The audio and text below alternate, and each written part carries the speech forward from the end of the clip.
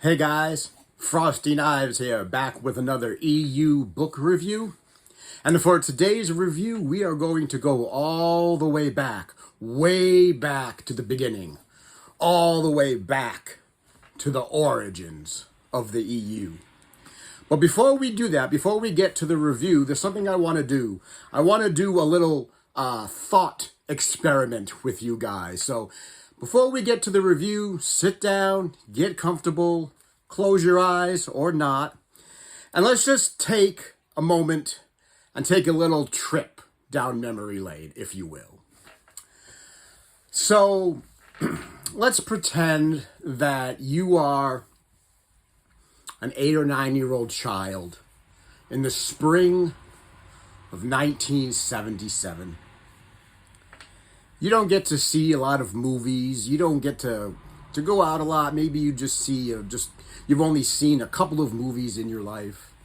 But in this particular spring, you start hearing about this movie that is out. Maybe from your friends, maybe from watching the trailer on your 12-inch black and white television, maybe from some family members. But you start hearing about this movie that just came out in the theaters.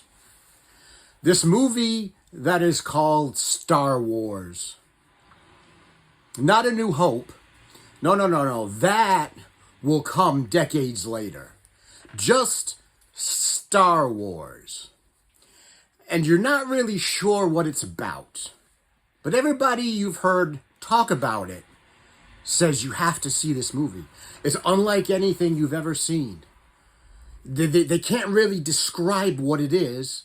It's science fiction. Maybe they think maybe a little fantasy in it. But they say you have to see it. Because no one's seen a picture like this before. But you don't get to the movies a lot.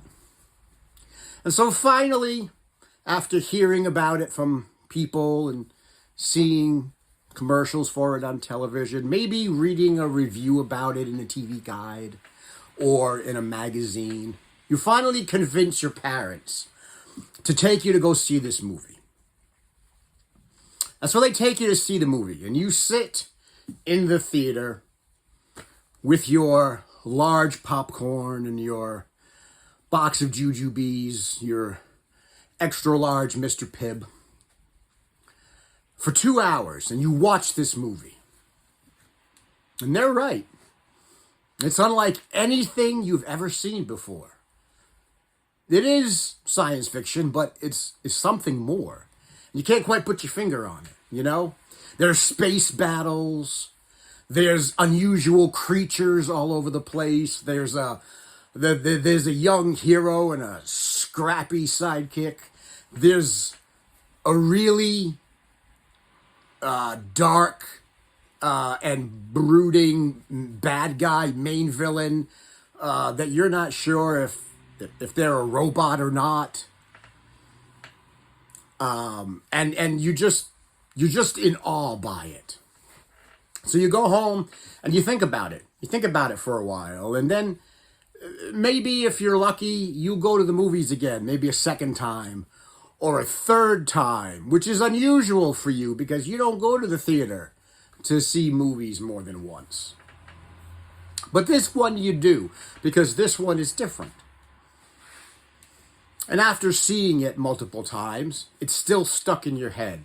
And so you begin to think about this universe. You begin to think about, what it is. And, could there be other stories? And will you get a sequel? Will there be other movies about it? And you start to wonder what these creatures are. And you start to wonder about this empire. You start to wonder about these characters. And before you know it, it's sort of constantly running in the back of your head like a loop.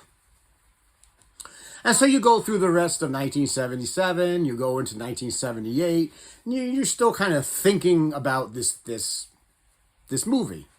And you're wondering, and you're hoping, maybe, that there will be more of them, that there will be others of them, that there will be more of this universe. And then one day, sometime in 1978, you wander into a bookstore. You need something new to read. Maybe you want to check out the newest comic books. But you wander into a bookstore and you're perusing the horror section and you're perusing the science fiction section. And as you're going through the science fiction section, you find this book. And you find this book in particular. You pull it off the shelf and you look at it. And there's nothing on the cover of this book that says it's inherently a Star Wars novel, but you're intrigued. So you look at it. Splinter of the Mind's Eye. Well, that's an interesting title. You know, that's a typical 1970s science fiction title for a book. But you're still not sure what it is. And you flip the book over to the back. And on the back, in really bold letters, it says, The Force. And you remember that. You remember that from the movie. So you start to read this book and you, the outside and the inside, and you go, Further Adventures of Luke and Leia. And you realize that this is a Star Wars, a novel based on the movie that you saw. So you pull it off the shelf. You beg your parents to pay the $2.50 to buy it for you. And you bring it home. And you read it, and you find out that, yes, indeed, it is a Star Wars novel, and it is about Luke, and it is about Leia, and Darth Vader in that universe. Now, here is where reality or the timelines sort of split, right? In our reality, in both realities, this was Plan B. This was Lucas's Plan B. If Star Wars didn't make it, didn't hit, he asked Alan Dean Foster to write a grade B science fiction novel that he could turn into a low-budget sequel and make a low-budget movie. And that's what Splinter of the Mind's Eye. So here's where the timeline split. In one timeline, Star Wars never made it. Star Wars flopped. And so we got this book. And maybe George Lucas turned it into a movie. And maybe he didn't. And maybe we got other books like this. Or maybe Star Wars and this book just died a death and it never became a franchise. That's one timeline. But in our timeline, before this was published, right as this was getting published, Star Wars hit. And Lucas knew that he had a hit, and Star Wars made the money, and made enough money that Lucas was able to make Empire, was able to make his sequel that he wanted. He was able to make Empire Strikes Back, and the rest of the story, as we know it, is history. But that leaves this book as sort of an anachronism, right? This book by Alan Dean Foster, Splinter of the Mind's Eye, is commonly credited as the beginning, the true beginning, right, of the expanded universe. This was the first book written after Star Wars. And then there were other books, which we read, the Han Solo trilogy, the Lando Calrissian trilogy. Not much more after that, until the 90s when Zahn wrote his books. But this is really, truly where the EU started. So what was this book about? What did Alan Dean Foster come up with that could have been the sequel to Star Wars? So the book takes place on one planet, the planet Mimban. And what happens is Luke and Leia and R2 and 3PO are going to a planet to talk to a faction of the Rebel Alliance. They crash on Mimban,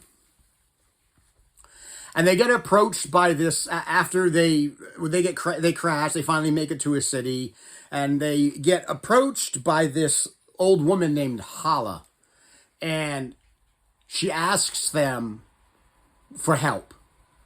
And she wants help in finding the Kyber crystal. Yes, Alan Dean Foster is the one who came up with kyber crystals.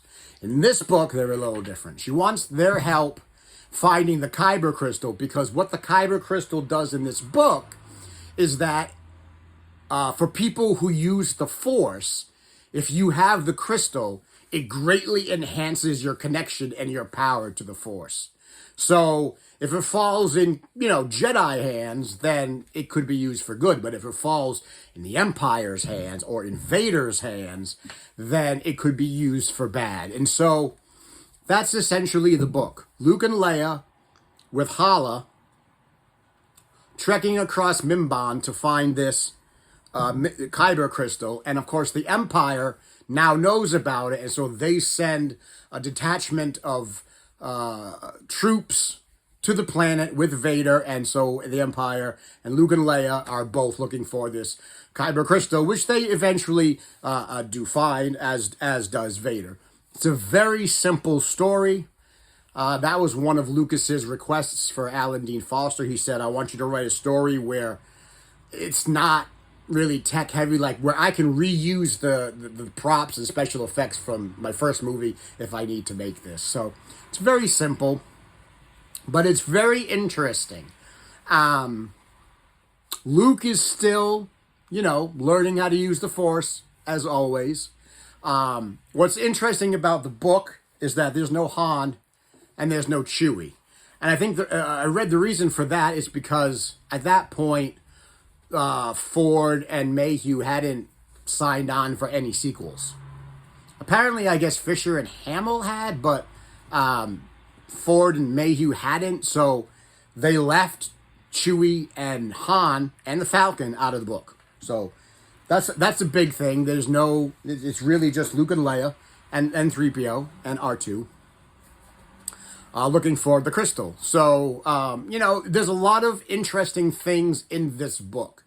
Luke's working with the Force, trying to figure it out. There is a hint in the book. Alan Dean Foster doesn't come out and say it, but he sort of hints at it that Obi-Wan or that Ben isn't a Force ghost, that he's somehow inside Luke some way. That's why Luke can hear him. Like I say, that's sort of hinted at. The relationship between Luke and Leia is very much a romantic one. In this one, there is very much romance overtones in the book for Luke and Leia, and it is very obvious, no matter what anybody tells you, it is very obvious that Luke and Leia were meant to be the romance angle in Star Wars. That's how it started. I know where it ends, but the way Star Wars was written and this was written, you can't tell me that Lucas did not intend for them to be an item. So that was in there. It's a little more violent, a little more gritty. There's more creatures in here, very interesting creatures. One of the things that I like that is in there is that